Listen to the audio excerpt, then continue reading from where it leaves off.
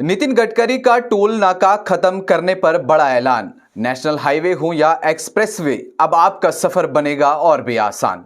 World की best technology satellite based toll system, इसको हम पूरे देश में लाएंगे। टोल नाका हटा देंगे। जहां आपकी परेशानी रहती थी कि किसी भी टोल नाका के ऊपर जब आप पहुंचते थे, अगर आपके फास्टैग में बैलेंस नहीं था तो बड़े लड़ाई झगड़े वहां पर देखने को मिलते थे, लेकिन अब ऐसा नहीं होगा। मरकजी वजीर नितिन गडकरी की जानिब से यह कहा गया है कि मुल्क भर में जितने भी टोल प्लाजा हैं, टोल नाका है, उन सब टोल नाका को हटा दिया जाएगा।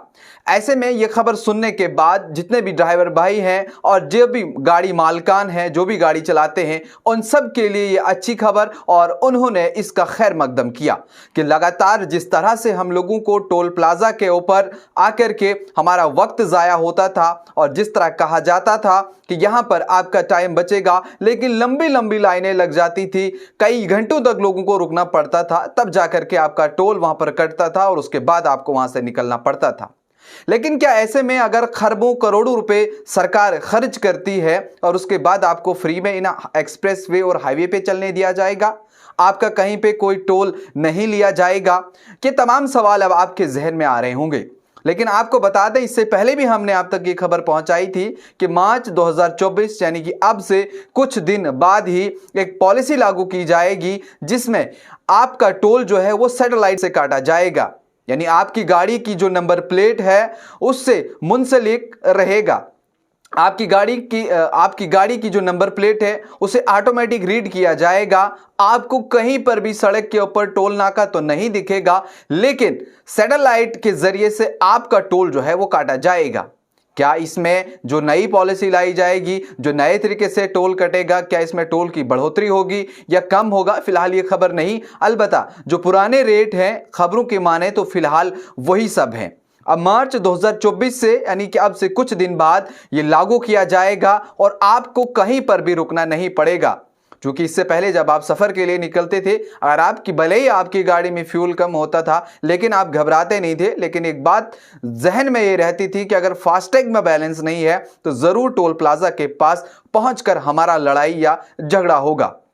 लेकिन ऐसे में और भी कई सारी खबरें जो है टोल प्लाजा से हमने आप तक पहुंचाई है, जहां लोगों की गाड़ियां टोल प्लाजा से गुजरी ही नहीं और उनका टोल उनके घर पहुंचा, और उसके बाद उन लोगों ने मुकदमे भी दर्ज किए। लेकिन हुआ उसका क्या? कई सारे लोगों ने कंप्लेंट दर्ज करने के बाद कुछ नहीं पाया। लेकिन ऐसे में इस जीपीएस बेस्ड सैटेलाइट के जरिए टोल नाका को लगाने का क्या फायदा होगा सरकार को?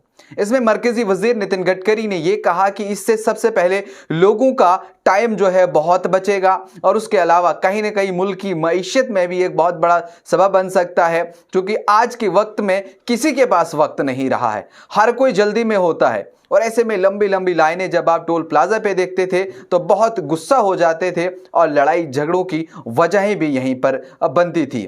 ऐसे में अब जो सैटेलाइट है, अब आपको ये लग रहा होगा कि जब हम सड़क के ऊपर जाएंगे तो हम किससे फिर बात करें, हम किससे मुलाकात करें अगर हमें किसी चीज़ की इंक्वायरी जो है वो लेनी होगी।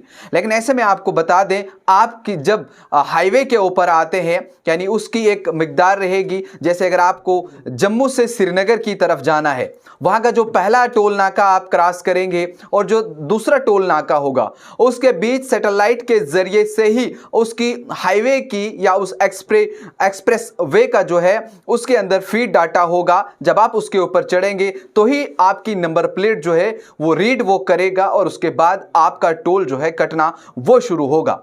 लेकिन ऐसे में कई लोगों के सवाल जहन में ये भी आते होंगे, भले ही अगर हम घर में रहते हैं, वहां पर भी हम बहुत ज्यादा सफर करते हैं, तो क्या वहां पर भी कटेगा? लेकिन आपकी जानकारी के लिए बता दें, जब आप एक्सप्रेस वे के ऊपर या हाईवे के ऊपर आएंगे उसके बाद ही आपका टोल कटेगा। मजीद क्या तफसीलात इस हवाले से आएंगी वो भी आप तक पहुंचाएंगे। देखते रहिए न्यूज़ इनसाइडर 24/7।